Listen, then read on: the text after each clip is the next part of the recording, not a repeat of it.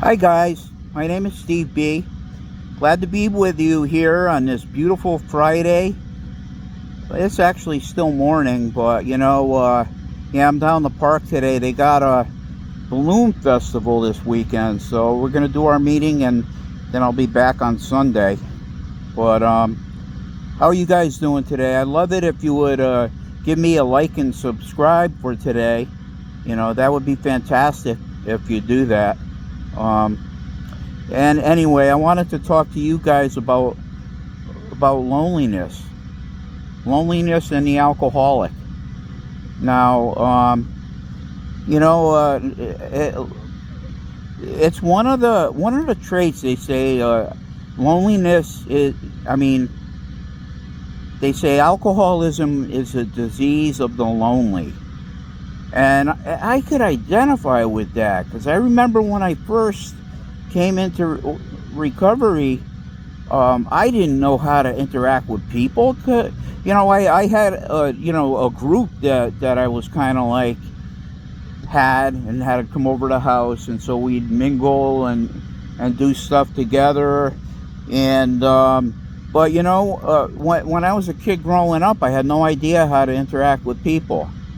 I was kind of a social misfit, if you will.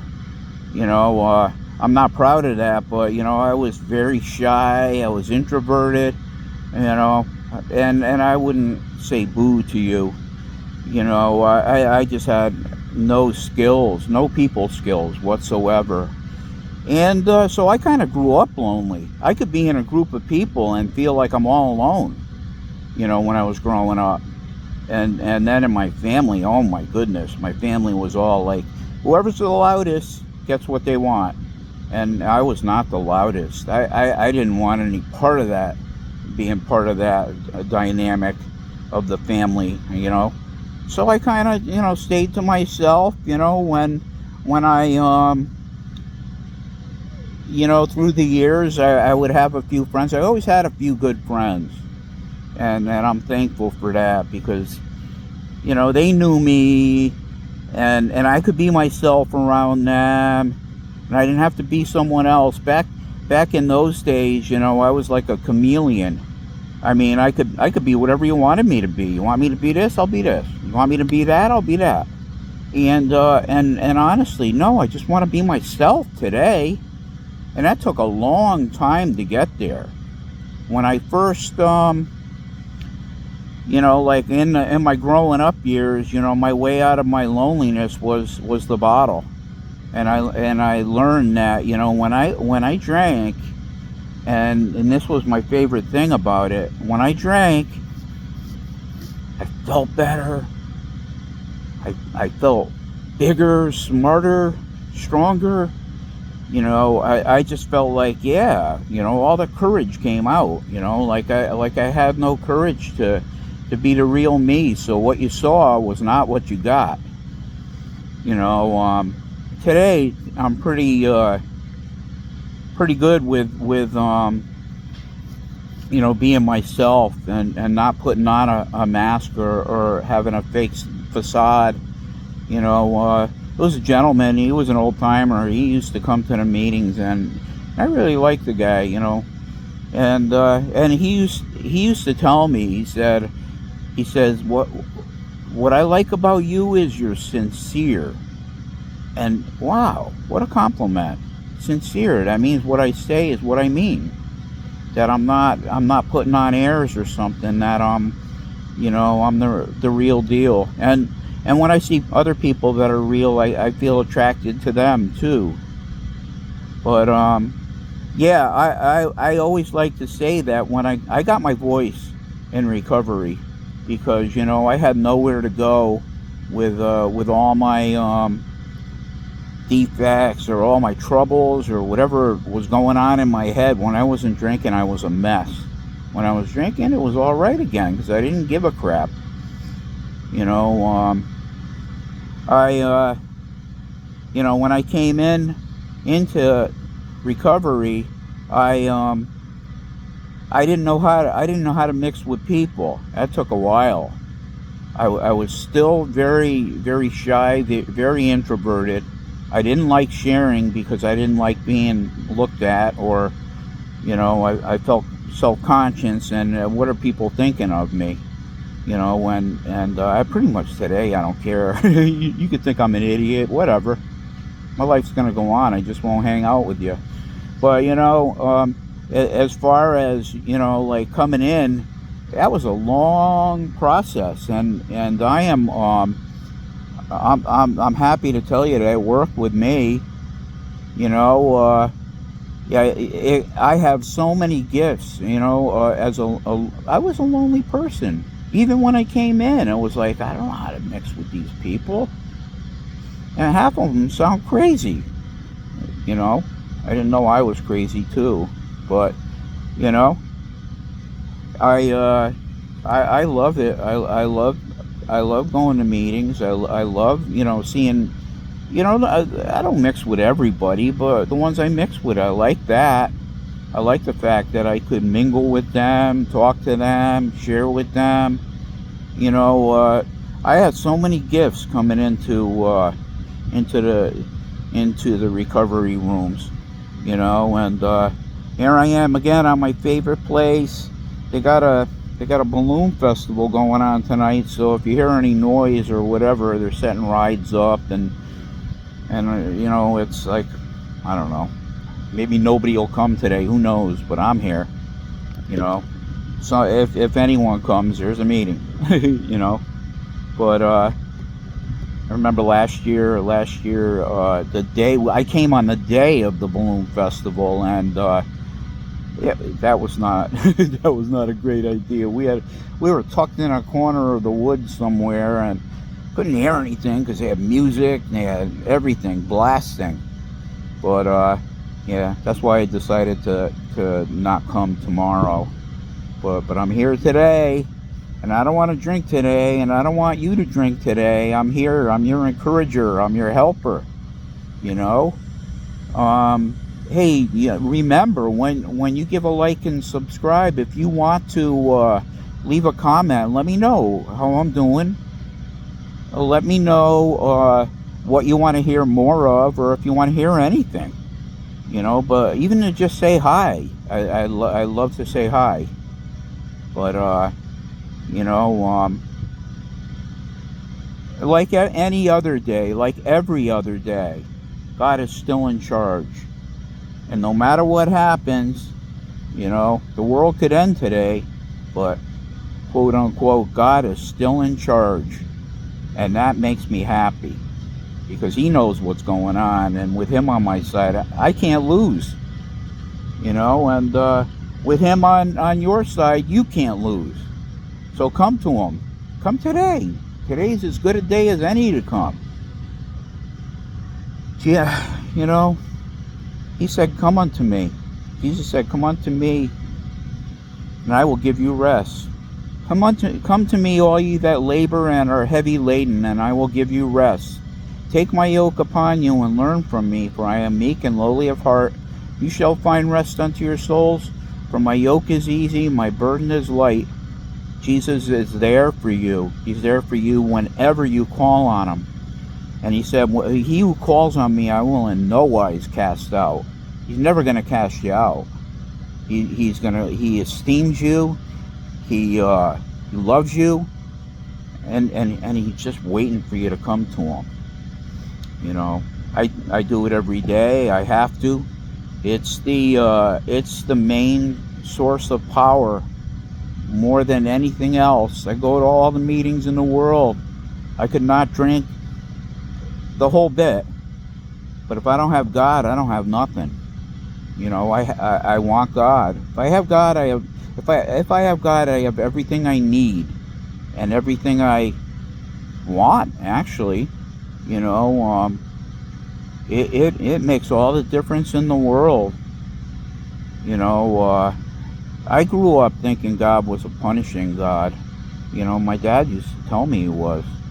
And it's like, well, I'm not good enough to come to him. He doesn't want me. And I'm here to tell you today, no matter what you've done, no matter what, he wants you. You know. And when you come to him, what we do is we just, we repent of what we did in the past. I'm not the same person that I was when I came here in the end of 1992. I'm not. I like to think I've grown up a little bit. I learned a little of the social graces of being a good human being. You know, doing the right thing. No matter what is going on, doing the right thing. And he helps me to show me what the right thing is, because sometimes I just don't know. I know what the wrong thing is. It's easy, because you don't feel right when you do it. You feel like crap after you do it. But the right thing, sometimes I got to ask him, what do I do? What do I do here? What do I do there? And lo and behold, the answers, he's got them. He's got all the answers. All the answers of the secrets of the universe. God has them. God has them. And I walk with him. I don't have them. But he reveals things to me. And he shows me when I'm doing bad. He shows me when I'm doing good. It's a brand new day. I'm glad to be with you guys this day, August 23rd, 2024. I thought yesterday was the I thought yesterday was the 21st. Yesterday was the 22nd. Today's the 23rd. And I'm more than happy to be with you guys. Encouraging you not to drink for today. And if you feel it's overwhelming, just ask them. Look up and ask them. Say, I need your help. I can't deal with this. Please take away the obsession. Take away this stuff. I don't want to drink right now, later, never. For today. Yeah, let's stick in today, because, today's enough to deal with. You got to deal with more than today. That can be overwhelming. But I'm here to tell you that you don't have to deal with more than today. Today is enough. And I'm happy he gave me another day. One thing I could say about this day, about August 23rd, 2024, is that I've never been here before. And it feels good being here. I never thought I'd live into these years. There used to be a show called Jetsons. And I used to think, well, when someone would mention a year like 2024, I'd be like, whoa, I won't be around. That's like the Jetsons.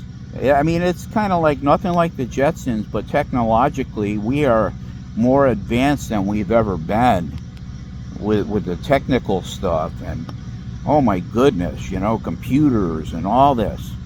It's beyond my wildest dreams. But, I don't know. I don't know how long I have. God does. And that's why I feel comfortable walking with him, because he does.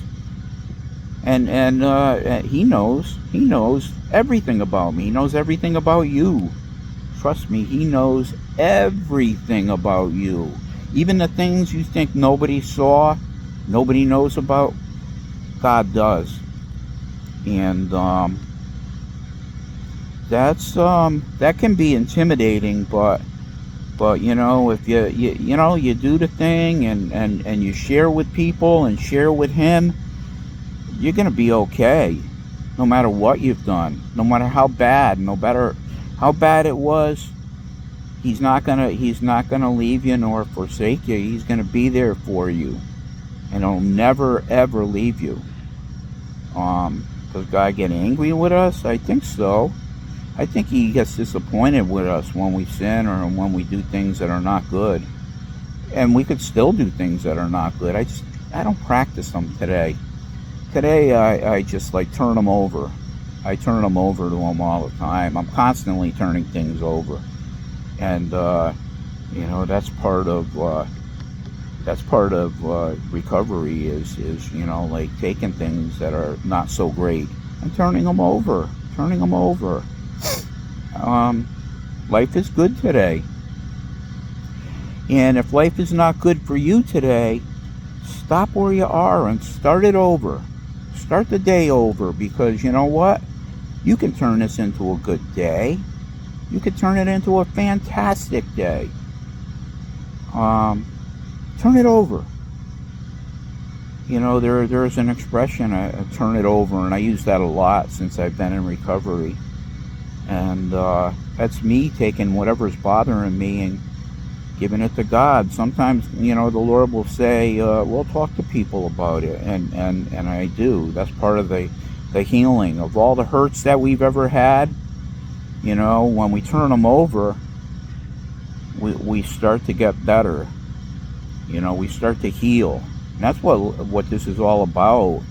You know, there is a sign I used to see in the rooms all the time called, and it would say simply, you are not alone.